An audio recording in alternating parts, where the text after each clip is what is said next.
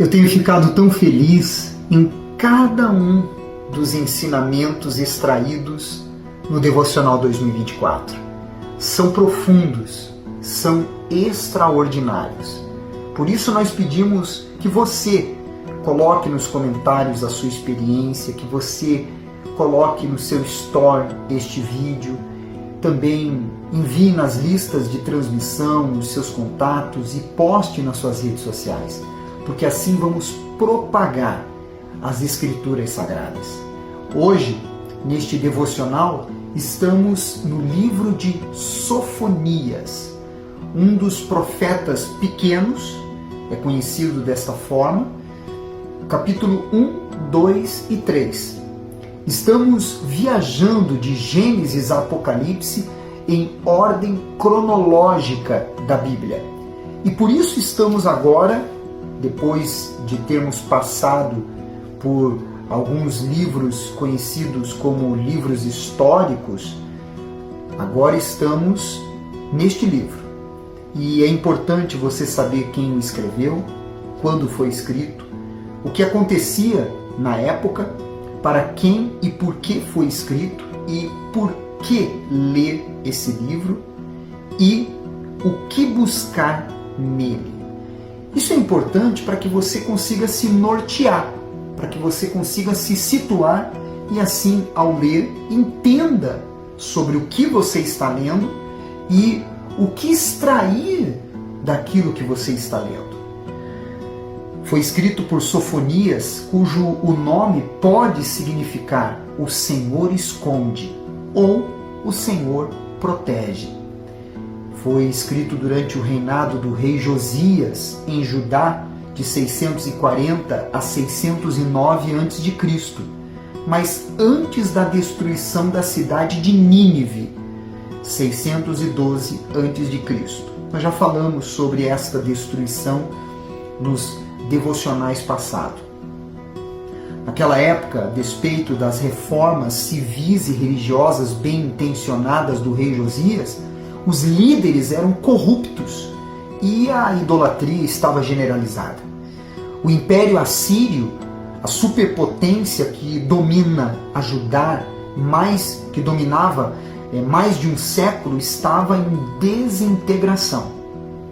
Pouco depois da morte de Josias e do ministério de Sofonias, os babilônios conquistaram Judá, destruíram o templo e levaram muitos para o exílio. Sofonias escreveu ao povo de Judá, advertindo-os do juízo iminente em razão dos seus pecados. Esperava despertá-los ao arrependimento antes que fosse tarde demais. Mas também lhes assegurou que o juízo divino abriria o caminho para uma nova sociedade, no qual a justiça prevaleceria e toda a humanidade adoraria o Senhor. Para reforçar a sua confiança de que Deus endireitaria todas as coisas, é que vemos a importância do porquê ler esse livro. Quando a justiça está distorcida, quando a linha divisória entre o certo e o errado perde a nitidez, quando os líderes tornam-se corruptos, não é difícil desanimar. E quando falham os líderes religiosos, o desânimo pode transformar-se em ceticismo. O que você precisa buscar neste livro? Sofonias dá a garantia de que ainda podemos confiar em Deus, de que mesmo em dias sombrios, a nossa fé pode brilhar fortemente. Devemos buscar nesse livro o equilíbrio entre o juízo e a salvação, entre a ira de Deus e a sua compaixão.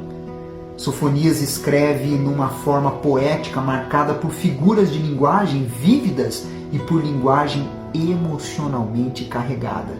Por isso, vamos mergulhar em seus ensinamentos.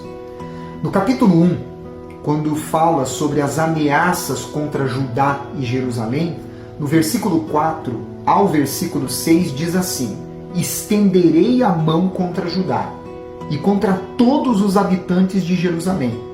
Exterminarei deste lugar o resto de Baal, o nome dos ministrantes dos ídolos e seus sacerdotes, os que sobre os eirados adoram o exército do céu, e os que adoram ao Senhor, e juram por ele e também por Milcom, os que deixam de seguir ao Senhor, e os que não buscam o Senhor, nem perguntam por ele. Guarde isso.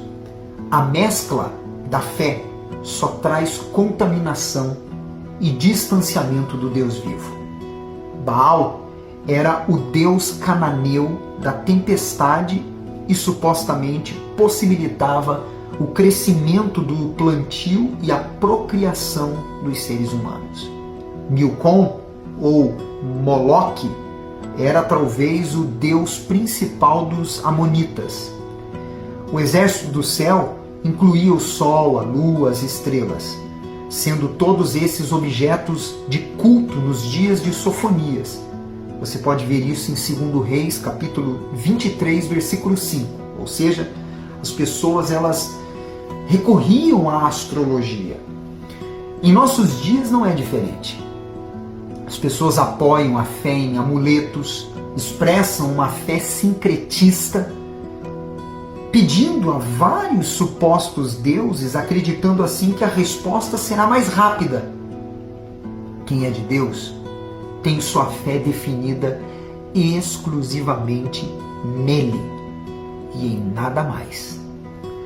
No versículo 12, a palavra de Deus, quando fala sobre o dia da ira do Senhor, diz: naquele tempo esquadrinharei a Jerusalém com lanternas e castigarei os homens que estão apegados à borra do vinho e dizem no seu coração: o Senhor não faz bem, nem faz mal. Que triste, né? Chegar a este ponto. A insensibilidade espiritual é terrível. Chegar ao ponto de dizer que o Senhor Deus não faz nem bem e nem mal, realmente é uma condição espiritual que chegou a uma decadência extrema. A borra do vinho era o estado do vinho em fermentação que não foi separado do sedimento no tempo certo. Fica mais grosso, perde a potência, torna-se amargo e tem pouca utilidade. Assim como esse vinho coagulado, os líderes acomodados espiritualmente, insensíveis de Jerusalém, já não tinham eficácia nem utilidade. Ou seja, havia uma verdadeira destruição espiritual se instalando e se estabelecendo.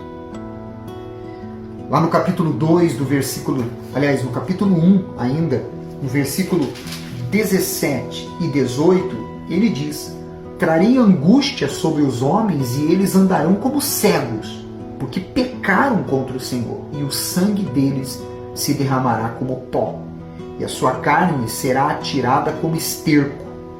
Nem a sua prata, nem o seu ouro os poderão livrar no dia da indignação do Senhor, mas pelo fogo do seu zelo.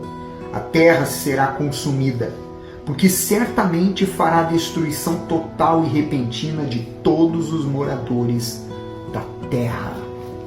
Nada do que possuímos e nome que possamos ter pode nos livrar da indignação do Senhor. Não levaremos para dentro dos nossos túmulos ou para o crematório, ou da forma que a pessoa queira finalizar o seu corpo. Não levaremos bens, não levaremos posses e nem o nosso nome.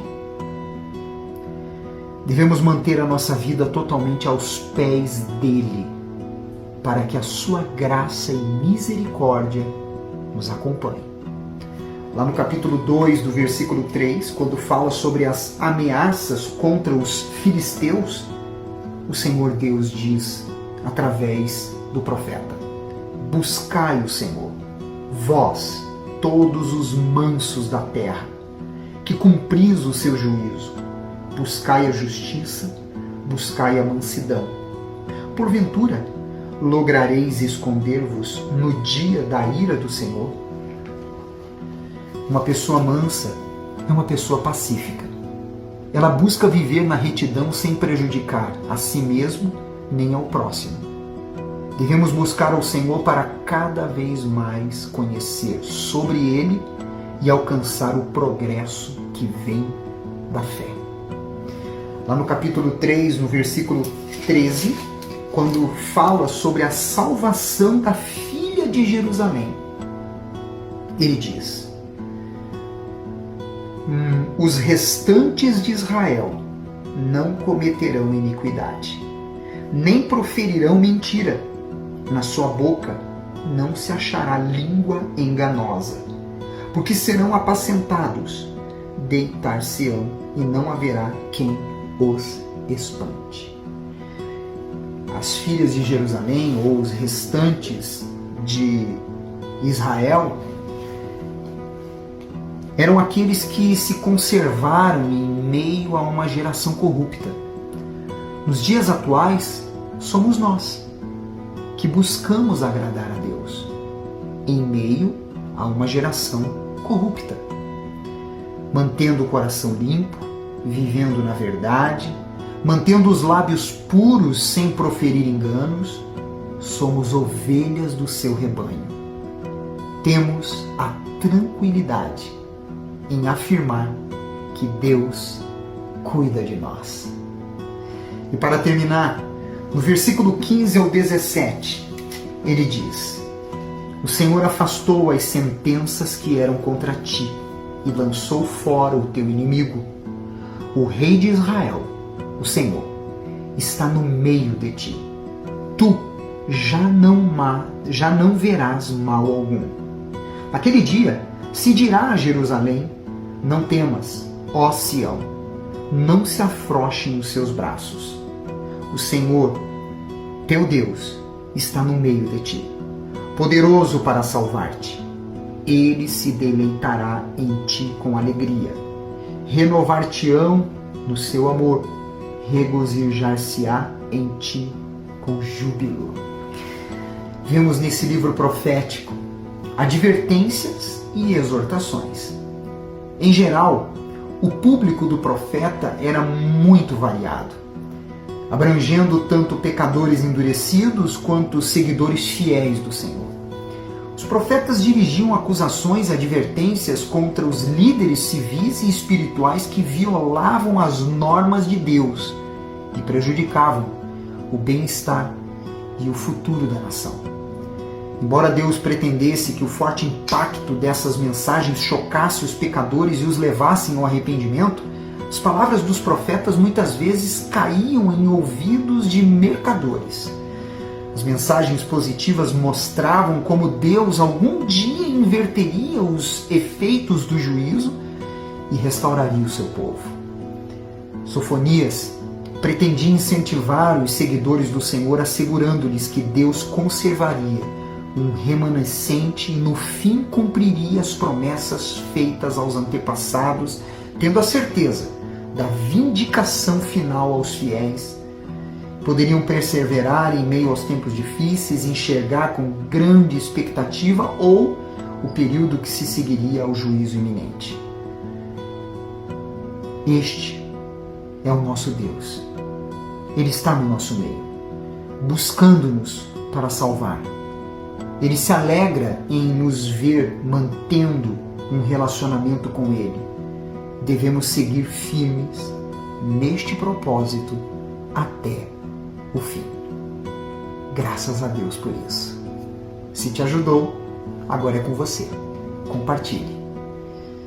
Amanhã eu volto com você com mais um Devocional 2024, agora indo para o livro de Abacuque, mais um dos profetas menores que estavam na época dos reis de Israel, e temos muito que aprender com os seus ensinamentos. Até amanhã.